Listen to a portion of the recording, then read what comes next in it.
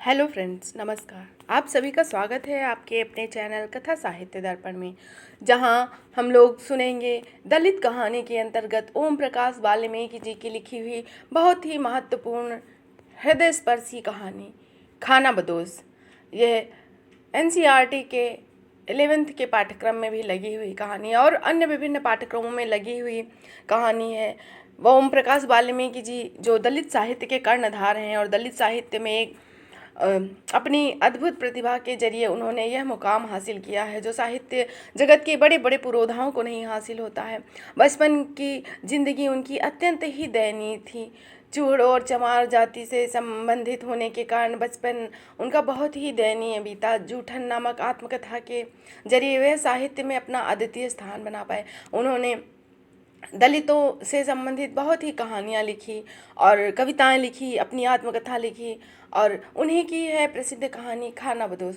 तो आइए चलते हैं उनकी कहानी पर। और कहानी पर पहुंचने से पहले हम आपसे अनुरोध करेंगे कि आप हमारे चैनल में अन्य विभिन्न महत्वपूर्ण दलित कहानियों का संकलन जरूर पढ़ें, जो कि विभिन्न पाठ्यक्रमों में लगी बहुत ही महत्वपूर्ण कहानियाँ हैं।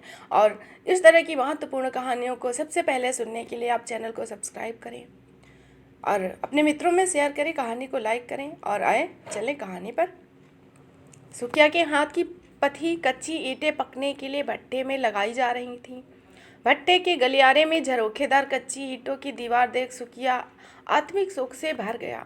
देखते ही देखते हजारों ईंटों के भट्टों को गलियारों में वह समा गया। ईंटों के बीच खाली जगह में पत्थर का कोयला, लकड़ी, बुरादा, गन्ने की बाली आदि भर दिए गए। असगर ठेकेदार ने अपनी निगरानी में हर चीज तरबीब से लगवाई थी। आग लगाने से पहले भट्टा मालिक मुख्तार सिंह ने एक चीज का मुआयना किया। 24 घंटे की ड्यूटी पर मजदूरों को लगाया गया जो मोरियों से भट्टे में कोयला, बुरादा आदि डाल रहे थे। भट्टे का सबसे खतरे वाला काम था मोरी पर काम करना। थोड़ी सी असावधानी मौत का कारण बन सकती थी। भट्टे की चिमनी धुआं उगलने लगी। यह धुआं मीलों दूर से दिखाई पड़ता था। हरे भरे खेतों के बीच गहरे मटमैले रंग का यह भट्टा एक धब्बे जैसा दिखाई पड़ता। मानो और सुखिया महीने भर पहले इस भट्टे पर आए थे, दिहाड़ी मजदूर बनकर। हफ्ते भर का काम देखकर असगर ठेकेदार ने सुखिया से कहा कि सांचा ले लो और ईंट पाथने का काम करो। 1000 ईंट के रेट से अपनी मजदूरी ले लो। भट्टे पर लगभग 30 मजदूर थे जो वहीं काम करते थे। भट्टा मालिक मुख्तार सिंह और असगर ठेकेदार सांझ होते ही शहर लौट जाते। शहर से दूर दिन भर गहमा गहमी में यहाँ भट्टा अंधेरे की गोद में समाया रहता। एक कतार में बनी छोटी छोटी झोपड़ियाँ और उनमें टिमटिमाती डिबरियाँ भी इस अंधेरे से लड़ नहीं पाती। दबड़े नुमा झोपड़ियों में झुककर घुसना पड़ता था और झुके झुके ही बाहर आना पड़ता था। भट्टे का काम खत्म होते ही औरतें चूल्हे चौके को संभाल लेती। कहने भर के लिए चूल्हा चौका था। ईंटों को जोड़ जोड़ बनाए चूल्हे में जलती लकड़ियों की चिट चिट जैसे मन में पसरी दुश्चिंताओं और तकलीफों की प्रतिध्वनियां थी। जहाँ सब कुछ अनिश्चित था, मानो अभी तक इस भट्टे की जिंदगी से तालमेल वह नहीं बिठा पाई थी। बस सुखिया की जिद के सामने वह कमजोर पड़ गई। सांझ होते ही सारा माहौल साए साए करने लगता। दिन भर के थके हारे मजदूर अपने अपने दड़बों में घुसे रहते। सांप बिच्छू का डर लगा रहता, जैसे समूचा जंगल झोपड़ी के दरवाजे पर आकर खड़ा हो गया हो। ऐसे माहौल में मानो का जी घबराने लगता, लेकिन करे तो क्या। ना जाने कितनी बार सुखिया से कहा, मानो ने अपने देश की सूखी रोटी परदेश से अच्छी होती है। सुखिया के मन में एक बात बैठ गई थी, नर्क की जिंदगी से निकलना है तो कुछ तो छोड़ना पड़ेगा। मानो की हर बात का एक ही जवाब था उसके पास।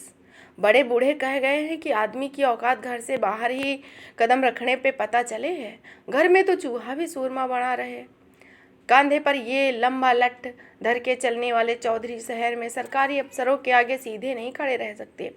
बुढ़ी बकरियों की तरह मिमियाते हैं और गाँव में किसी गरीब को आदमी न समझे। सुखिया की इन बातों से मानो कमजोर पड़ जाती। इसीलिए गांव देहात छोड़कर वे दोनों एक दिन असगर ठेकेदार के साथ इस भट्टे पर आ गए। पहले ही महीने में सुखिया ने कुछ रुपए बचा लिए थे। कई कई बार गिनकर तसल्ली कर लेता था। धोती की गांठ में बांध कर अंटी में खोस लिए। रुपए देख मानो खुश हो गई थी। उसे लगा कि अब वह जिंदगी के ढर्रे को बदल देगी। सुखिया और मानो की जिंदगी एक निश्चित ढर्रे पर चलने लगी। दोनों मिलकर पहले तगारी बनाते, फिर मानो तैयार मिट्टी लाकर देती। इस काम में उनके साथ तीसरा मजदूर भी आ गया था। नाम था जसदेव। छोटी उम्र का लड़का था। असगर ठेकेदार ने उसे भी उनके साथ काम पर लगा दिया। इससे काम में गति आ गई।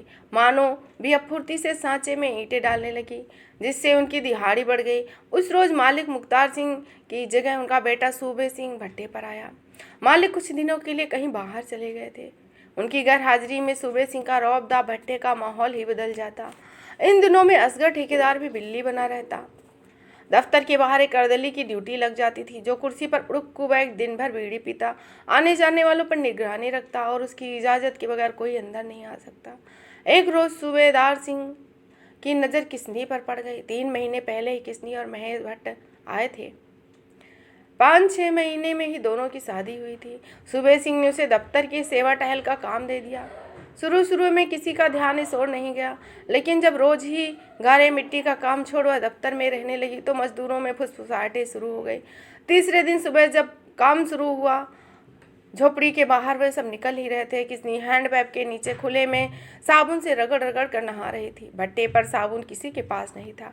साबुन और उससे उठते झाग पर सबकी नजर गई, लेकिन बोला कोई कुछ नहीं। सभी की आंखों में शंकाओं के गहरे काले बादल गिराए। कानाफूसी हल्की हल्की शुरू हो गई। महेश गुमसुम सा अलग रहने लगा। सांवले रंग की भूरे जिस्म की किसनी का व्यवहार महेश के लिए दुखदाई था। वह दिन भर दफ्तर में घुसी रहती। उसकी खिलखिलाहटें दफ्तर से बाहर तक सुनाई पड़ती। महेश ने उसे समझाने की कोशिश की, लेकिन वह जिस राह पर चल पड़ी थी वहां से लौटना मुश्किल था। भट्टे की जिंदगी भी अजीब थी। गांव बस्ती का माहौल बन रहा था। झोपड़ी के बाहर जलते चूल्हे और पकते खाने की महक से भट्टे की नीरस जिंदगी में कुछ देर के लिए ही सही ताजगी का एहसास होता था। ज़्यादातर लोग रोटी के साथ गुड़ या लाल मिर्च की चटनी ही खाते थे। दाल सब्जी तो कभी कभार ही बनती थी। शाम होते ही हैंडपंप पर भीड़ लग जाती, जिस पर चिपकी मिट्टी को जितना उतारने की कोशिश करती वह उतना ही भीतर तक चली जाती। नस नस में कच्ची मिट्टी की महक बस गई। इस महक से अलग भट्टे का कोई अस्तित्व तो नहीं था। किसनी और सूबे सिंह की कहानी अब काफ़ी आगे बढ़ गई। सूबे सिंह के अर्दली ने महेश को नशे की लत डाल दी। नशा कर महेश झोपड़ी में पड़ा रहता। किसनी के पास एक ट्रांजिस्टर भी आ गया। सुबह शाम भट्टे की खामोशी में ट्रांजिस्टर की आवाज़ें गूंजने लगी। ट्रांजिस्टर वह इतना जोर से बजाती थी कि भट्टे का वातावरण फिल्मी गानों की आवाज़ से गमक उठता। शांत माहौल में संगीत लहरियों ने खरक पैदा कर दी थी। कड़ी मेहनत और दिन रात भट्टे में जलती आग के बावजूद जब भट्टा खुलता तो मजदूर से लेकर मालिक तक की बेचैन सांसों को राहत मिलती। भट्टे से पकी ईंटों को बाहर निकालने का काम शुरू हो गया। लाल लाल पकी ईंटों को देख सुखिया और मानो की खुशी की इम्तहा नहीं थी। खास तौर से मानो तो ईंटों को उलट पुलट कर देख रही थी। खुद के हाथ की पथी ईंटों का रंग ही बदल गया था। उस दिन ईंटों को देखते देखते ही मानो कि मन में बिजली की तरह ख्याल कौंधा। इस ख्याल के आते ही उसके भीतर जैसे एक साथ कई भट्टे जल गए। उसने सुकिया से पूछा कि घर में कितनी ईंटें लग जाती हैं। बहुत ही, कई हजार। लोहा सीमेंट लकड़ी रेत अलग से। उसके मन में ख्याल उभरा कि कोई तत्काल आधार नहीं मिल पा रहा। वह बेचैन हो उठी। उसे खामोश देख सुकिया ने कहा, चलो काम पर चलना है।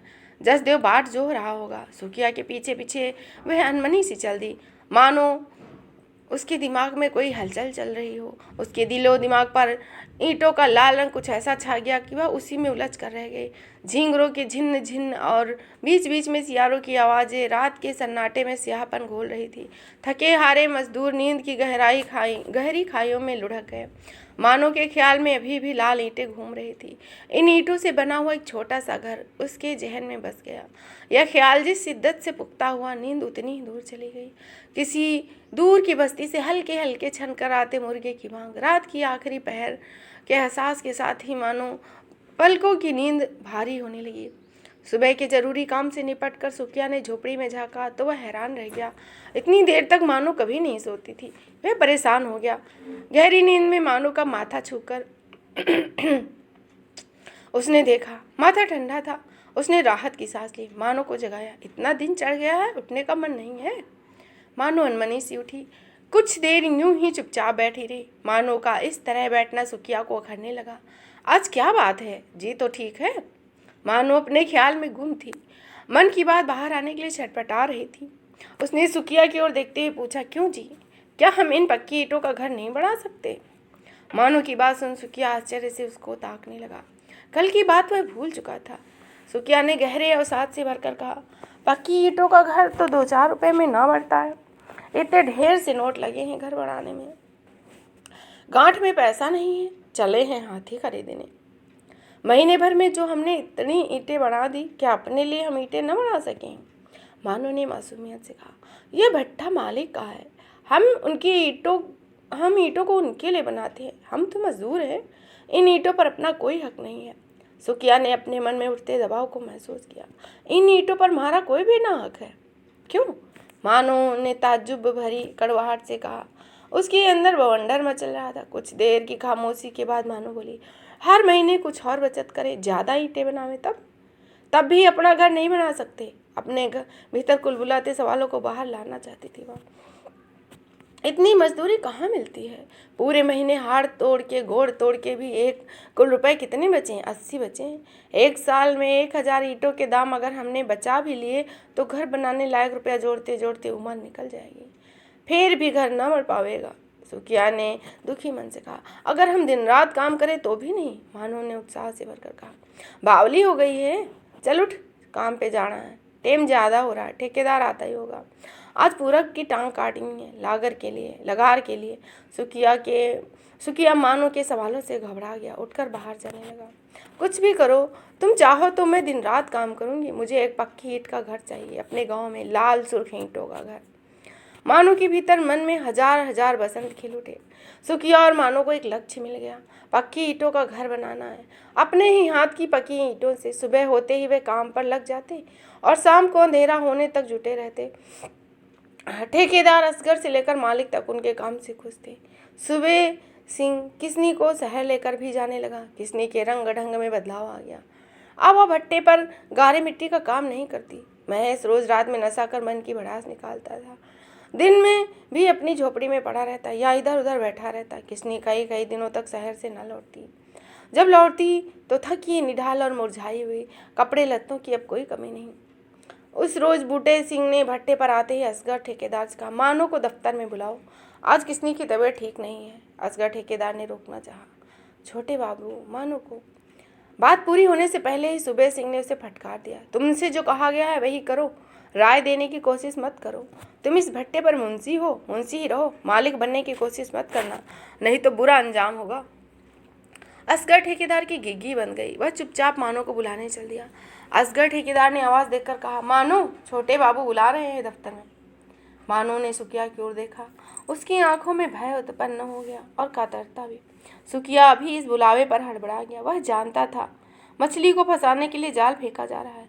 गुस्से और आक्रोश से नसें बिछने लगी। जसदेव ने भी सुखिया की मन स्थिति को भांप लिया। वह फुर्ती से उठा, हाथ पैर पर लगी गीली मिट्टी छुड़ाते बोला, तुम यहीं ठहरो, मैं देखता हूँ, चलो। चचा असगर के पीछे पीछे वह चल दिया। असगर ठेकेदार जानता था कि सुबह सिंह शैतान है, लेकिन चुप रहना उसकी मजबूरी बन गई थी। जिंदगी का खास हिस्सा उसने भट्टे पर गुजार दिया था। भट्टे से अलग उसका कोई अस्तित्व नहीं। असगर ठेकेदार के साथ जसदेव को आता देख सुबह फिर बिफर पड़ा। तुझे किसने बुलाया है? जी, जो भी काम हो बताइए, मैं कर दूंगा, जसदेव ने विनम्रता से कहा। क्यों, तो उसका खसम है या उसके चर्बी चढ़ गई है? सुबह सिंह ने अब शब्दों का इस्तेमाल किया। बाबूजी, आप किस तरह बोल रहे हैं? जसदेव की बात पूरी भी नहीं हो पाई थी कि एक झरना अटेदार थप्पड़ उसके गाल पर पड़ा। जानता नहीं, भट्टे की आग में झोंक दूंगा, किसी को पता भी नहीं चलेगा, हड्डियां तक नहीं मिलेंगी राख से, समझा? सुबह ने उसे धकिया दिया। जसदेव गिर पड़ा। जब तक वह संभलता लातों घूसों से सुबह सिंह ने उसे अधमरा कर दिया। चीख पुकार सुन मजदूर इनकी ओर दौड़ पड़े। मजदूरों को एक साथ आता देख सुबह सिंह जीप में बैठ गया और देखते ही देखते जीप शहर की ओर दौड़ गई। असगर ठेकेदार दफ्तर में जा घुसा। सुखिया और मानो जसदेव को उठाकर झोपड़ी में ले आए। वह दर्द से कराह रहा था। मानो ने उसकी चोटों पर हल्दी लगा दी। सुखिया गुस्से में कांप रहा था। मानो के अवचेतन मन में असंख्य अंधेरे नाच रहे थे। वह किसनी नहीं बनना चाहती थी। इज्जत की जिंदगी जीने की अदम्य लालसा उसमें भरी हुई थी। उसे घर चाहिए था, पक्की ईंटों का, जहाँ वह अपनी गृहस्थी और परिवार के सपने देखती थी। समूचा दिन अदृश्य भय और दहशत में बीता। जसदेव को हल्का बुखार हो गया। वह अपनी झोपड़ी में पड़ा था। सुखिया उसके पास बैठा था। आज की घटना से मजदूर डर गए। उन्हें लग रहा था कि सुबह सिंह किसी भी वक्त लौट कर आ सकता है। शाम होते ही भट्टे पर सन्नाटा छा गया। सब अपने अपने खोल में सिमट गए। बूढ़े बिलसिया, जो अक्सर बाहर पेड़ के नीचे देर रात तक बैठा रहता, आज शाम होते ही अपनी झोपड़ी में जाकर लेट गया। उसके खांसने की आवाज़ भी कुछ धीमी थी आज। किसनी की झोपड़ी से ट्रांजिस्टर की आवाज़ भी नहीं आ रही थी। बीच बीच में हैंड पंप की खंच खंच की ध्वनि इस खामोशी में विघ्न डाल रही थी। पंप जसदेव की झोपड़ी के ठीक सामने था। सभी को पानी के लिए इस पंप पर आना पड़ता था। भट्ठे पर दवा दारू का कोई इंतजाम नहीं था। कटने फटने या घाव पर मिट्टी लगा देता, सभी मिट्टी लगा देते, कपड़ा जलाकर राख भर देते, यही सब दवाई का काम था। मानो ने अधूरे मन से चूल्हा जलाया, रोटियां सेक सुकिया के सामने रख दी। सुकिया ने भी अनिच्छा से एक रोटी हलक के नीचे उतारी। उसकी भूख जैसे अचानक मर गई। मानो को लेकर उसकी चिंता बढ़ गई। उसने निश्चय किया कि वह मानो को किसनी नहीं बनने देगा। मानो भी गुमसुम अपने आप से ही लड़ रही थी। उसे बार बार लग रहा था कि वह सुरक्षित नहीं है। एक सवाल उसे खाए जा रहा था, क्या औरत होने की यही सजा है? वह जानती थी कि सुकिया ऐसा वैसा कुछ नहीं होने देगा। वह महेश की तरह नहीं है, भले ही यह भट्ठा छोड़ना पड़े। भट्ठा छोड़ने के ख्याल से ही वह सिंहड़ उठती। नहीं, भट्ठा नहीं छोड़ना है, उसने अपने आप को आश्वस्त किया। अभी तो पक्की ईंटों का घर बनना है। मानो रोटियां लेकर बाहर जाने लगी तो सुकिया ने टोका, कहाँ जा रही है? जसदेव भूखा प्यासा पड़ा है, उसे रोटी देने जा रही हूँ। मानो ने सहज भाव से कहा, बामन तेरे हाथ की रोटी खावेगा? अकल मारी गई है तेरी? सुकिया ने उसे रोकना चाहा। क्यों, मेरे हाथ की रोटी में जहर लगा है? मानो ने सवाल किया। पल भर रुककर बोली, बामन नहीं, भट्टा मजदूर है, वह बीमारे जैसा। चारों तरफ सन्नाटा था। जसदेव की झोपड़ी में डिबरी जल रही थी। मानो ने झोपड़ी का दरवाजा ठेला। जी कैसा है? भीतर जाते हुए मानो ने पूछा। जसदेव ने उठने की कोशिश की। उसके मुंह से दर्द की आह निकली। कमबख्त कीड़े पड़ के मरेगा, हाथ पांव टूट कर गिरेंगे, आदमी नहीं जंगली जिनावर है, मानो ने सूबे सिंह को कोसते हुए कहा। जसदेव चुपचाप उसे देखता रहा। ये ले रोटी खा ले, सुबह से भूखा है, 2 कौर पेट में जाएंगे तो ताकत आवेगी बदन में। मानो ने रोटी और गुड़ उसके आगे रख दिया। जसदेव कुछ अनमना सा हो गया। भूख तो उसे लग रही थी, लेकिन मन में कहीं हिचक थी। घर परिवार से बाहर निकले ज़्यादा समय नहीं हुआ था। वह खुद भी कुछ बना नहीं पाया था। शरीर का पोर पोर टूट रहा था। भूख नहीं है, जसदेव ने बहाना किया। भूख नहीं है या कोई और बात है? मानो ने जैसे रंगे हाथ पकड़ लिया। और क्या बात हो सकती है? जसदेव ने सवाल किया। तुम्हारे भैया कह रहे थे कि तुम बामन हो, इसलिए मेरे हाथ की रोटी ना खाओगे। अगर ये बात है तो मैं जोर न डालूंगी, थारी मर्जी। औरत हूँ, पास में कोई भूखा हो तो रोटी का कौर गले से नीचे नहीं उतरता। फिर तुम तो दिन रात मेरे साथ काम करते हो, मेरी खातिर पिटे। यह बामन मारे बीच में कहाँ से आ गया? मानो रुआसी हो गई, उसका गला रुंध गया। रोटी ले वापस लौटने के लिए मुड़ी। जसदेव में साहस नहीं था उसे रोक लेने के लिए। उनके बीच जुड़े तमाम सूत्र जैसे अचानक बिखर गए। अपनी झोपड़ी में आकर चुपचाप लेट गई थी मानो, बिना कुछ खाए।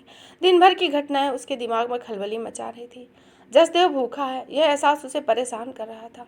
जसदेव को लेकर उसके मन में हलचल थी। उसे लग रहा था जैसे जसदेव का साथ उन्हें ताकत दे रहा है, ऐसी ताकत जो सूबे सिंह से लड़ने में हौसला दे सकती है। 2 से 3 होने का सुख मानो को अच्छा लग रहा था। सुकिया भी चुपचाप लेटा हुआ था। उसकी भी नींद उड़ चुकी थी। उसकी समझ में नहीं आ रहा था क्या करे। इन हालात में गांव छोड़ा था, वे फिर से सामने आ गए। आखिर जाएं तो कहाँ? सूबे सिंह से पार पाना आसान नहीं है। सुनसान जगह है, कभी भी हमला कर सकता है। या फिर मानो को विचार आते ही वह कांप गया। उसने करवट बदली। मानो जाग रही थी। उससे अपनी ओर खींच सीने से चिपटा लिया। जसदेव ने भी पूरी रात जाकर काटी। सूबे सिंह का गुस्सैल चेहरा बार बार सामने आकर दहशत पैदा कर रहा था। उसे लग रहा था कि जैसे वह अचानक किसी षड्यंत्र में फंस गया हो। उसे यह अंदाजा नहीं था कि सूबे सिंह मार पीट करेगा। ऐसी कल्पना भी नहीं थी उसे। वह डर गया। उसने तय कर लिया कि चाहे जो हो, वह इस पचड़े में नहीं पड़ेगा। सुबह होते ही असगर ठेकेदार से मिला। असगर ही उसे शहर से अपने साथ लाया था। जसदेव ने असगर ठेकेदार से अपने मन की बात कही। ठेकेदार ने उसे समझाते हुए कहा, अपने काम से काम रखो, क्यों इनके चक्कर में पड़ते हो? जसदेव के बदले हुए व्यवहार को मानो ने ताड़ लिया, लेकिन उसने कोई प्रतिक्रिया जाहिर नहीं की। वह सहजता से अपना काम करने लगी। वह जानती थी कि उनके बीच एक फासला आ गया है, लेकिन वह चुप थी। सूबे सिंह को भी लगने लगा था कि मानो को फुसलाना आसान नहीं है। उसकी तमाम कोशिश निरर्थक साबित हुई, इसलिए वह मानो और सुकिया को परेशान करने पर उतर आया। उसने असगर ठेकेदार से भी कह दिया कि उससे पूछे बगैर उन्हें मजदूरी का भुगतान न करे। ना कोई रियायत ही बरते। मानो से कुछ भी छुपा नहीं था। सुबह सिंह की हरकतों पर उसकी नज़र थी। उसने अपने आप में निश्चय कर लिया कि वह उसका मुकाबला करेगी। उठते बैठते उसके मन में एक ही ख्याल था, पक्की ईंटों का घर बनवाना है। लेकिन सुबह सिंह इस ख्याल में बाधक बन गया। सुखिया और मानो दिन रात काम में जुटे थे, फिर भी हर महीने वे ज़्यादा कुछ नहीं बचा पाते। पिछले दिनों उन्होंने दुगनी ईंटें पा थी। उनके उत्साह में कोई कमी नहीं। एक ही उद्देश्य था, पक्की ईंटों का घर बनाना। इसीलिए सुबह सिंह की जातियों को वो सह रहे थे। लेकिन एक तड़प थी दोनों में जो उन्हें संभाले हुए थी। सुबह सिंह नित नए बहाने ढूंढ लेता था उन्हें तंग करने के। एक शीत युद्ध जारी था उनके बीच। सुखिया से ईंट पाथने का सांचा वापस ले लिया था। उसे भट्टे की मोरी पर काम दे दिया गया था। मोरी का काम खतरनाक था, मानो डर गई, लेकिन सुखिया ने उसे हिम्मत बंधाई। काम से क्या डरना। सुखिया का सांचा जसदेव को दे दिया गया था। सांचा मिलते ही जसदेव के रंग बदल गए। वह मानो पर हुक्म चलाने लगा। मानो चुपचाप काम में लगी रहती। कल तक तड़के ईंट पाथनी है, ईंटें हटाकर जगह बना दो। जसदेव आदेश देकर अपनी झोपड़ी की ओर चला गया था। मानो ने पाथी ईंटों को दीवार के शक्ल में लगा दिया। कच्ची ईंटों को सुखाने के लिए 2 खड़ी आड़ी ईंटें रखकर जालीदार दीवार बना दी थी। ईंटें पाथने की जगह खाली करके ही मानो लौटकर झोपड़ी में गई। हैंडपंप पर भीड़ थी। सभी मजदूर काम खत्म करके हाथ मुंह धोने के लिए गए। सुबह होने से पहले ही मानो उठ गई। उसे काम पर जाने की जल्दी थी। चारों तरफ अंधेरा था। सुबह होने का इंतजार वह नहीं करना चाहती। उसने जल्दी जल्दी सुबह के सारे काम निपटाए और ईंट पाथने के लिए निकल पड़ी। सूरज निकलने में भी देर थी। जसदेव से पहले वह काम पर पहुंच जाती थी। इक्का दुक्का मजदूर भी इधर उधर दिखाई पड़ रहे थे। वह तेज कदमों से ईंट पाथने की जगह पहुंच गई। वहां का दृश्य देख वह अवाक रह गई। सारी ईंटें टूटी फूटी पड़ी थी, जैसे किसी ने उन्हें बेदर्दी से रौंद डाला था। ईंटों की दयनीय अवस्था देख उसकी चीख निकल गई। वह दहाड़ मार मार कर रोने लगी। आवाज़ सुनकर मजदूर इकट्ठा हो गए। जितने मुंह उतनी बातें, सब अपनी अपनी अटकलें लगा रहे थे। रात में आंधी तूफान भी नहीं आया था, ना ही किसी जंगली जानवर को यहाँ काम हो सकता था। कई लोगों का कहना था कि किसी ने जानबूझकर ईंटें तोड़ी हैं। मानो का हृदय फटा जा रहा था। टूटी फूटी ईंटों को देखकर वह बौरा गई, जैसे किसी ने उसके पक्की ईंटों के मकान को ही धराशायी कर दिया। जसदेव काफी देर बाद आया। वह निरपेक्ष भाव से चुपचाप खड़ा था, जैसे इन टूटी फूटी ईंटों से उसका कोई लेना देना नहीं। सुखिया भी हो हल्ला सुन मोरी का काम छोड़कर आ गया। ईंटों की हालत देखकर उसका भी दिल बैठने लगा। उसकी जैसे हिम्मत ही टूट गई। वह फटी फटी आंखों से ईंटों को देख रहा था। सुखिया को देखते ही मानो और जोर से रोने लगी। सुखिया ने मानो की आंखों से बहते तेज अंधड़ों को देखा। उनकी किरकिराहट अपने अंतर मन में महसूस की। सपनों के टूट जाने की आवाज़ उसके कानों को फाड़ रही थी। असगर ठेकेदार ने साफ कह दिया था, टूटी फूटी ईंट हमारे किसी काम की नहीं, इनकी मजदूरी हम नहीं देंगे। असगर ठेकेदार ने उनकी रही सही उम्मीदों पर भी पानी फेर दिया। मानो ने अब सुखिया की ओर डबडबाई आंखों से देखा। सुखिया के चेहरे पर तूफान में घर टूट जाने की पीड़ा छलछलाए। उससे लगने लगा जैसे तमाम लोग उसके खिलाफ हैं। तरह तरह की बाधाएं उसके सामने खड़ी की जा रही है। वहां रुकना उसके लिए कठिन हो गया। उसने मानो का हाथ पकड़ा। चल, ये लोग हमारा घर न बनने देंगे। पक्की ईंटों के मकान का सपना उनकी पकड़ से फिसलकर और दूर चला गया। भट्टे से उठते हुए काले धुएं ने आकाश तले काली चादर फैला दी। सब कुछ छोड़ मानो और सुखिया चल पड़े, एक खाना बदोश की तरह, जिन्हें एक घर चाहिए था रहने के लिए। पीछे छूट गए थे कुछ बेतरबीत पल, पसीने के अश्क जो कभी इतिहास नहीं बन सकती। खाना बदोश जिंदगी का एक पड़ाव यह था, भट्टा। सुखिया के पीछे पीछे चल पड़ने से पहले मानो ने जसदेव की ओर देखा। मानो को यकीन था जसदेव उनका साथ देगा, लेकिन जसदेव को चुप देखकर उनका विश्वास टुकड़े टुकड़े हो गया। मानो के सीने में एक टीस उभरी, सर्द सांस में बदलकर मानो को छलनी कर गई। उसके होंठ फड़फड़ाए कुछ कहने के लिए, लेकिन शब्द घुट कर रह गए। सपनों के कांच उसकी आंख में किरकिरा रहे थे। वह भारी मन से सुखिया के पीछे पीछे चल पड़ी, अगले पड़ाव की तलाश में, एक दिशाहीन यात्रा पर। तो इस तरह पूरी हुई कथा ओम प्रकाश वाल्मीकि जी की, जिसका नाम है खाना बदोश। अत्यंत ही मार्मिक कहानी जो कि विभिन्न पाठ्यक्रमों में लगी हुई है। और हमारे चैनल पर दलित साहित्य की बहुत ही महत्वपूर्ण कहानियों का संकलन मौजूद है। तो आप उन्हें भी सुनें, अपने मित्रों में शेयर करें। कहानी पसंद आए तो उसे लाइक करें, और यदि आपका कोई सुझाव हो तो कमेंट के माध्यम से उसे अवश्य बताएं। तो पुनः आपके समक्ष उपस्थित होंगे एक नई कहानी, एक नए तथ्य के साथ। तब तक के लिए जय हिंद, जय हिंदी। धन्यवाद।